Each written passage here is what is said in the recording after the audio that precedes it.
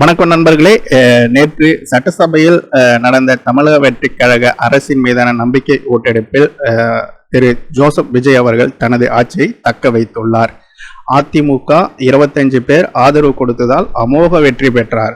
ஏற்கனவே காங்கிரஸ், 2 கம்யூனிஸ்ட், விசிகா, முஸ்லிம் கட்சிகள் இவர்கள் ஆதரவு தெரிவித்து 118 போதுமானதாக இருந்தது. அந்த majority number, magic number. So அது மட்டும் இல்லாமல் ஏற்கனவே ஏடிஎம்கே சார்பாக 47 எம்எல்ஏக்கள் கொண்ட அதிமுக சார்பாக 2 பிளவாக பிரிக்கப்பட்டு அதில் ஒரு சார்பாக விஜய்க்கு ஆதரவு தெரிவித்தாங்க.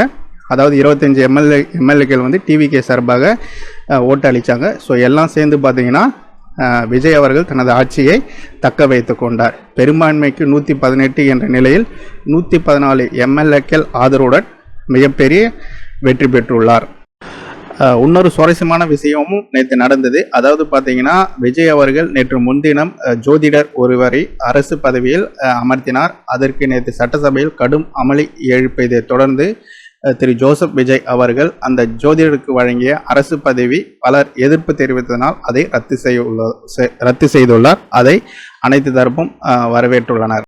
அதே சமயம் இன்னொரு சுவாரஸ்யமான விஷயம் ஏடிஎம்கே சார்பாக தெரிவித்துள்ளார்கள். அதாவது சி.வி. சண்முகம் நாங்கள் ஏன் ஒரு அணியாக செயல்படுகிறோம் என்ற ஒரு காரணத்தை சொன்னார். அதுக்கு பார்த்தீங்கன்னா தற்போதைய எடப்பாடி பழனிசாமி அவர்கள் முதலமைச்சராக ஆவதற்கு டிஎம்கே ஆதரவுடன் பழனிசாமி முதல்வராக நினைத்தார்.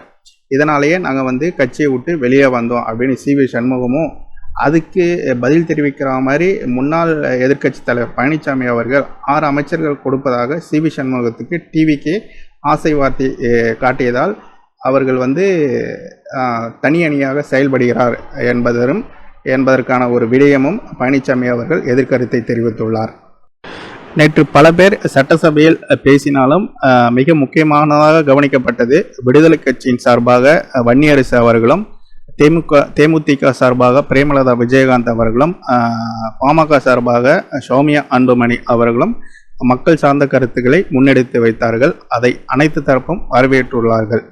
அதே சமயம் இன்னொரு சுவாரஸ்யமான விஷயம் என்னவென்றால், நேற்று எதிர்க்கட்சி தலைவர் உதயநிதி ஸ்டாலின் பேசுகையில் சில குற்றச்சாட்டுகளை முதலமைச்சரை நோக்கி எதிர்வைத்தார். உதறி பேரம் நடப்பதாகவும் அதை பற்றி தெளிவுபடுத்த வேண்டும் என்றும் சில மக்கள் எதிர்பார்க்கிறார் என்று முதலமைச்சரை பார்த்து நோக்கி கேள்வியை வைத்தார்.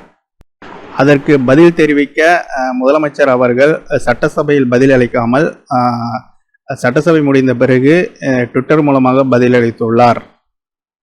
திரு முதலமைச்சர் அவர்கள் சட்டசபையில் பதிலளிக்காமல் அதுக்கு பிறகு பதிலளிப்பது சரியா தவறா கமெண்டில் சொல்லவும். நன்றி.